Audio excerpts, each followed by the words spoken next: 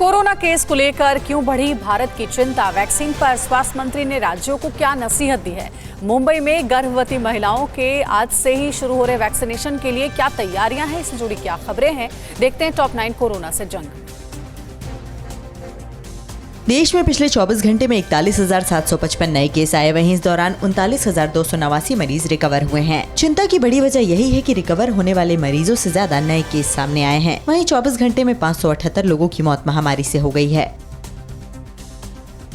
धीरे धीरे ऐसे राज्यों की संख्या बढ़ रही है जहां कोरोना के नए मामले रिकवर होने वाले मरीजों से ज्यादा आ रहे हैं। महाराष्ट्र में पिछले 24 घंटे में 8,602 नए केस आए, लेकिन 6,067 मरीज ही रिकवर हुए। केरल में भी 15,637 नए मरीजों के मुकाबले 12,974 मरीज ही रिकवर हुए हैं। इनके अलावा कई छोटे राज्य भी हैं जहाँ रिकवरी से ज्यादा केस आने लगे हैं और एक्टिव मामले बढ़ रहे हैं।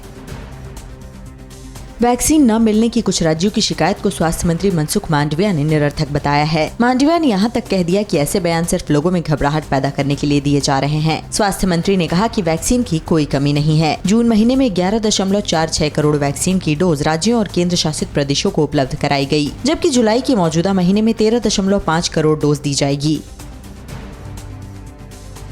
स्वास्थ्य मंत्री मनसुख मांडविया ने कहा कि राज्यों को कब कितनी वैक्सीन मिलेगी इसकी जानकारी केंद्र से एडवांस में दी जा चुकी है। इसी हिसाब से राज्यों को योजना बनाकर वैक्सीनेशन का काम करना होता है, जिससे कि टीका केंद्रों पर लोगों की भीड़ न जुटे। इसके बावजूद अगर कुप्रबंधन और वैक्सीन लेने वालों की लंबी कतारें दिख रही हैं, तो ये बिल्कुल स्पष्ट है कि समस्या क्या है और इसकी वजह कौन है। केंद्र सरकार देश के अलग अलग हिस्सों में कोविड गाइडलाइन की अनदेखी पर बेहद गंभीर है। केंद्रीय गृह सचिव अजय भल्ला ने सभी राज्यों और केंद्र शासित प्रदेशों के मुख्य सचिवों को इस बारे में चिट्ठी लिखी है। चिट्ठी में कहा गया है कि जिला और स्थानीय प्रशासन ये सुनिश्चित करे कि महामारी को रोकने के उपायों पर सख्ती से अमल किया जाए।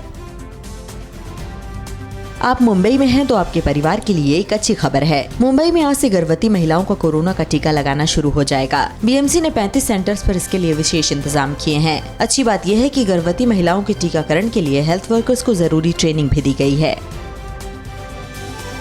देश ने बुधवार को वैक्सीन की 39 करोड़ डोज के आंकड़े को पार कर लिया है। कल वैक्सीन की लगभग 33 लाख डोज लगाई गई। इसके साथ ही देश में वैक्सीनेशन शुरू हुए 180 दिन हो गए। अब तक 18 से 44 उम्र वर्ग को वैक्सीन की 12.19 करोड़ डोज दी जा चुकी है।